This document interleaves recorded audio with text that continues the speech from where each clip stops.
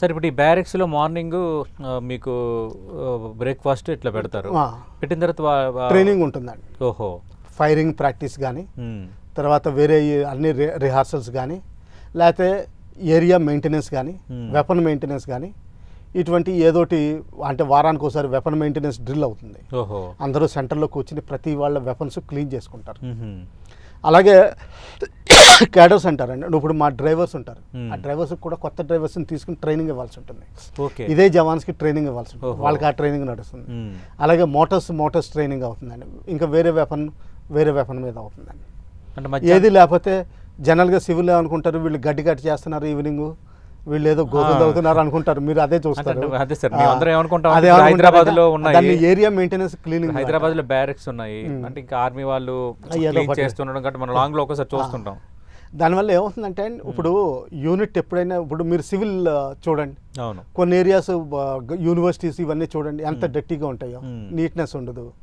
అదే మీరు ఆర్మీ యూనిట్కి వచ్చేసరికి మెరుస్తూ ఉంటాయి అన్ని చోట్ల, రంగులు వేసి perfect white and red colour, ఇదంతా చెట్లు ఏదో వాళ్ళ చుట్టూరు గోతులు తవ్వి దానికి వాటరింగ్ చేసే సిస్టమ్స్కి అన్ని ఇవి ఉంటాయి.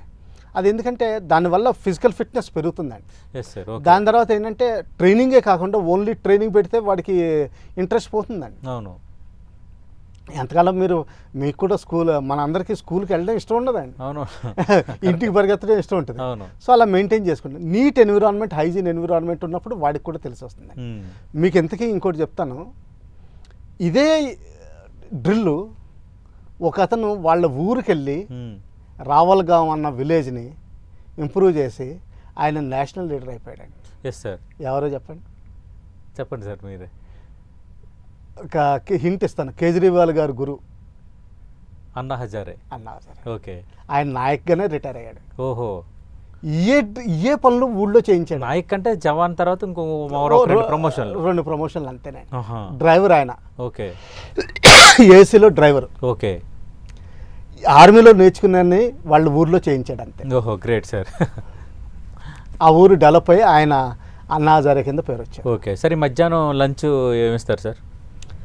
అగైన్ సేమ్ ఫుడ్, రైస్ కానీ చపాతీలు కానీ కాంబినేషన్ కానీ, సబ్జీ, మటన్, చికెన్ కానీ ఇలాంటివి ఏదో ఒకటి ఉంటుందండి. అంటే నాన్ వెజ్ రోజు ఉంటుంది సార్ అందుబాటులో? రోజు ఉండాలని లేదండి. అంటే ఇది ఒక అంటే మన ఆంధ్రాలో ఇది ఒక జనరల్ ఫీలింగ్. అంటే ఆర్మీ వాళ్ళు అంటే ఓన్లీ మటన్, చికెన్ తినేస్తారు, తర్వాత వాళ్ళకి ఫ్రీ పాస్. ఆంధ్రాలోనే కాదు సార్, చాలా మంది ఫీలింగ్ కూడా అదే. అంటే ఏంటంటే ఆర్మీ క్యాంటీన్స్ లో అద్భుతంగా పెడతారు, మొత్తం మటన్, చికెన్ అన్ని దృఢంగా పెడతారు. ఎందుకంటే వాళ్ళు స్ట్రాంగ్ గా ఉండాలి కాబట్టి. ఒకటి ఉందండి, మంచిగా ఆల్కహాల్ ఇస్తారు ఇట్లా అంటారు.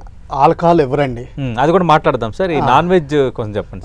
నాన్ వెజ్ గురించి మామూలుగా అంటే సింప్లెస్ట్ స్కేల్ చెప్తున్నాను. 110 గ్రాములు చికెన్ మీకు ఒక ఇండివిజువల్కి రోజుకి అథరైజ్డ్ అండి. సో అంటే ఏంటంటే ఆ యూనిట్ ఏం చేస్తుందంటే మీ పేరు మీద వారానికి 770 గ్రాములు తీసుకుంటుంది. అలాగే నెలకి లెక్కేసుకోండి, అంటే 2.1 kgs ఎంత పడుతుంది మీకు. ఓకే, అంటే నెలకి ఓకే, మీరు ఆర్మీలో ఉంటే నెలకి మీకు ఇచ్చేది 2.5 kgs 2 కిలోల 100 గ్రాముల చికెన్. వింటున్నారు కదా?